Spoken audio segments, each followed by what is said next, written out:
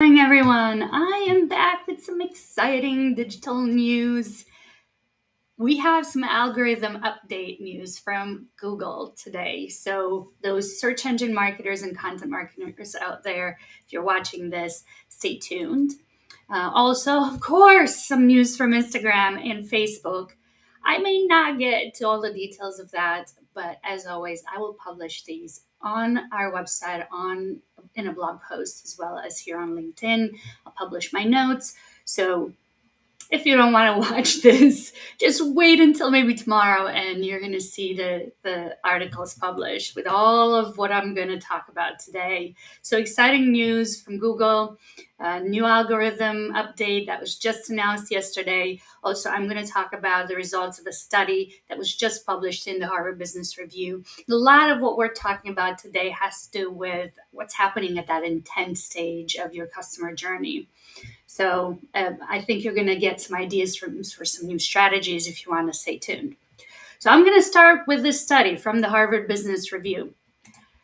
The study is showing they did 11 experiments with nearly 4,000 consumers and found that when a brand praises a competitor, consumers develop a more positive attitude toward that brand and they buy more. They are more willing to buy the brand's product. So in a test they did where they sent out a tweet in which Kit Kat praised Twix, the responders there, they followed up with a survey, and the responders there said that they were 34% more likely to buy a Kit Kat into the next 2 weeks.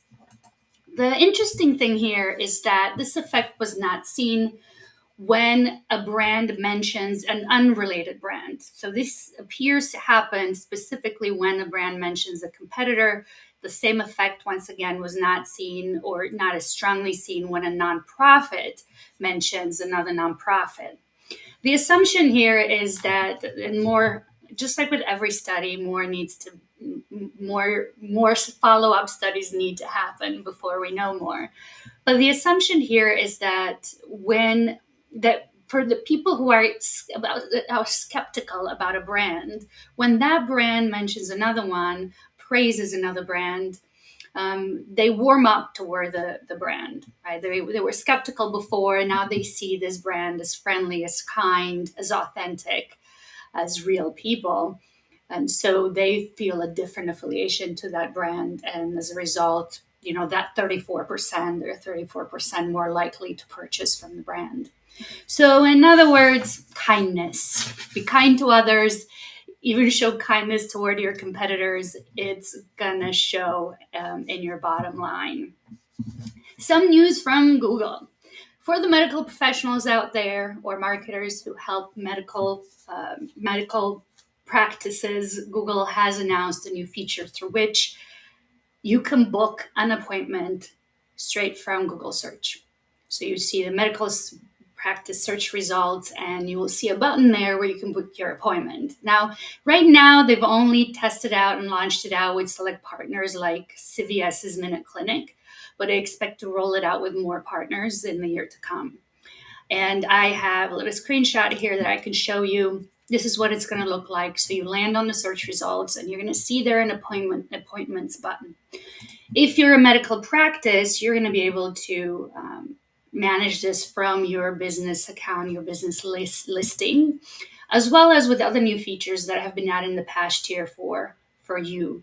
So if you haven't set up your business account, business listing profile, go in there and take advantage of the full options that they give you and look out for this new option for people to book directly through there.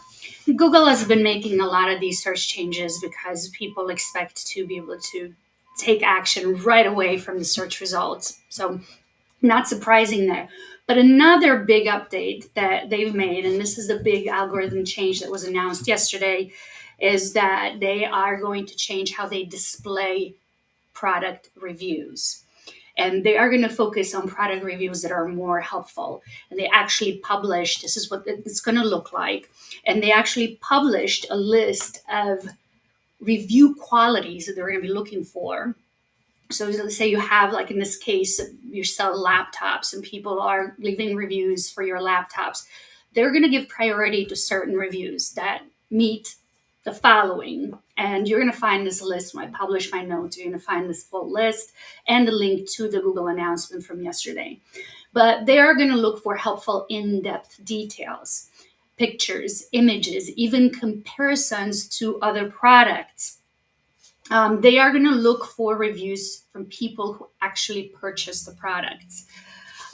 Descriptions of how the product is physically like, how it's being actively used by the reviewer. So really in depth. And this is not surprising because the Google search algorithms also reward other types of content that are very in depth, very detailed, that have images and videos. So they're going to be applying this to reviews. If you are a marketer, you really need, and especially if you do reputation management, or if you're not doing reputation management, you probably should do reputation management. And you need to look at this list of criteria and think of how you can encourage your customers to leave more in-depth reviews, and how can you facilitate that for them, so that the most useful reviews show up at the top of the search results. Again, Google is making every move possible to make it as easy as possible for users to make decisions, especially if they're at the intent level. So if they're searching for a medical practice, they maybe want to book right away. They're searching for a product, they may want the most useful information as quickly as possible. They may not want to spend a lot of time searching and searching and searching. So they're going to reward those who are offering more detail. That's the big news from Google, and that's the big news for today. But then, of course, Instagram's making new changes all the time. So I'm just going to quickly show you. There's a new tag for stories where you can add event details, and somebody can actually get reminded. You hit that little get reminder blue link there, and then you will be reminded the day before and the day of that event. Pretty neat little feature. I kind of liked it and I used it. So I hope that wine event, they're going to remind me of signing up. Instagram is also introducing the chronological feed. Yes, the chronological feed, which was what was at the beginning of times, and they were bringing it back, but it's not going to be by default. You're going to have to go in and switch it up yourselves. They're still going to offer the algorithmic feeds. That's going to be the default. And you can also add in a favorites feed. So you can favorite accounts and primarily first see the posts of those people you favorited, or you can see chronologically the posts of the people you follow, or you can keep it as it is.